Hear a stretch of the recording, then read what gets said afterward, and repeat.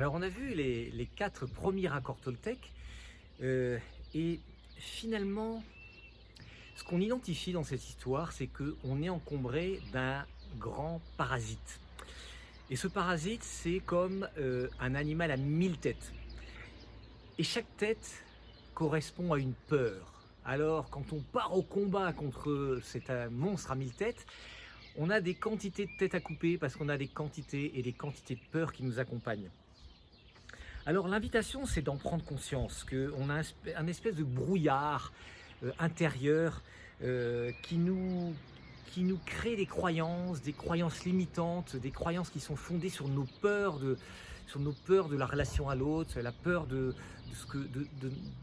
vraiment être nous-mêmes. Et l'idée, c'est de travailler ces accords, ces nouveaux accords qu'on peut reprogrammer, et puis de créer de nouvelles pratiques intérieures, de nouvelles pratiques dans notre relation aux autres. L'idée, c'est de remplacer des croyances limitantes par des croyances stimulantes. Et les 4 accords Toltec, les 4 premiers accords Toltec, pardon, ce sont des croyances stimulantes qu'on peut transformer notre intérieur, ce qui se passe à l'intérieur, et notre relation avec les autres.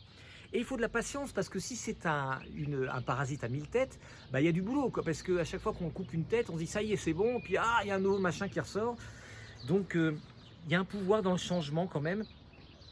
Et la proposition, c'est d'aller sur le chemin de la guérison. Et le chemin de la guérison, il passe par la réconciliation avec tout ce qui nous a fait du tort, que ce soit les autres, que ce soit nous-mêmes, puisqu'en fait on est très fort aussi pour se causer nos propres angoisses, nos propres problèmes. Donc l'idée c'est de faire un travail de guérison émotionnelle et ça passe par le pardon, ça passe par l'acceptation, ça passe par le fait de reconnaître l'existence de toutes ces plaies et puis de se réconcilier avec nous-mêmes, ce qui nous amène à la réconciliation avec les autres. Et bien sûr, il s'agit d'arrêter de nourrir le parasite. On nourrit le parasite avec quoi? Avec la peur, avec la parole qui n'est pas impeccable, avec le fait de nourrir notre juge et notre victime. Donc on nourrit le parasite et il continue de... Donc l'idée, c'est de tenter en tout cas de se mettre sur le chemin, de nourrir plutôt la parole impeccable, le fait de ne pas faire de suppositions, le fait c'est un travail, c'est un vrai travail. Alors il y a un livre que j'ai lu aussi qui est sur le guerrier pacifique.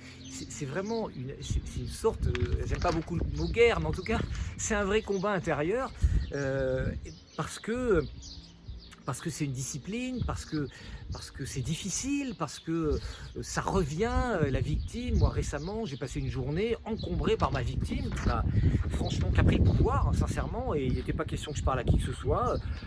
Ma victime intérieure avait pris le pouvoir et j'ai passé une journée tout seul à déprimer. Et j'en avais conscience, et j'ai des tas d'outils, mais ils sont puissants, le juge et la victime. Donc ce que partage aussi Don Miguel Ruiz, c'est que ce qui peut permettre de couper vraiment ce parasite de manière radicale, c'est l'initiation à la mort. Et l'initiation à la mort, c'est l'initiation à sa propre mort, c'est-à-dire prendre vraiment conscience que voilà, on va mourir, que tout ça, ça va disparaître. Ce truc que je crois éternel, parce que c'est difficile d'imaginer sa propre mort. On voit bien les morts autour de soi, mais sa propre mort, on ne l'imagine pas, même si des gens qui disent oui, je sais que je vais mourir, oui, je le sais intellectuellement. Mais est-ce que je sais vraiment, est-ce que j'ai vraiment une conscience intime que je vais mourir? Cette initiation à la mort, ça nous amène à ne plus avoir peur parce qu'on a vraiment conscience qu'on va mourir, on a vraiment la capacité à agir simplement avec amour. D'ailleurs, vous pourrez remarquer que quelquefois les gens qui sont passés très près de la mort, qui ont même vécu ces expériences de mort imminente, qui sont morts sur une table d'opération, qui ont été sauvés au dernier moment et qui ont eu une expérience assez incroyable, ces gens-là ont une relation à l'amour et une relation à la vie qui peut être paradoxal. Quelquefois ça peut être vraiment d'être au contraire complètement dans la peur et complètement dans le refus de toute de la relation. Mais très souvent ce sont des gens qui ont un rapport puissant à la vie, un rapport puissant à la joie, un rapport puissant à l'amour, parce que en fait, ils ont réalisé qu'ils allaient mourir, et cette relation proche à la mort leur donne la force de vivre intensément. Ce qui est dans l'enseignement toltèque, c'est que le juge et la victime s'opposent à ça parce qu'ils ne veulent pas mourir. Donc ils sont dans la résistance et dans le contrôle de notre vie intérieure. Et cette conscience qu'on ose avoir dans la relation à la mort, ça nous permet de foutre un grand coup de pied aux fesses aux parasites qui nous pourrit la vie. Donc il y a des... Voilà, c'est sûr que regarder la mort, alors il peut y avoir aussi des expériences initiatiques par rapport à ça. J'en connais qui ont fait ça, des expériences très étranges même, d'aller vivre quelques jours au fond d'une grotte, tout noir, sans nourriture, juste avec de quoi boire, pour se confronter au fait que d'un seul coup tout va disparaître. Bon, c'est un peu extrême comme solution, hein, je ne l'ai pas vécu moi-même, mais en tout cas, je trouve ça intéressant de se dire, je vais mourir, et donc peut-être que je peux apprendre à vivre intensément avec l'amour, avec la joie, avec une relation saine avec les autres et avec soi-même. Voilà.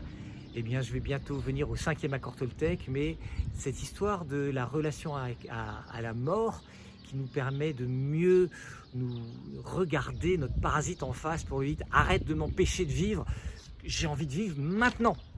Voilà. À très bientôt pour le 5e accord toltèque.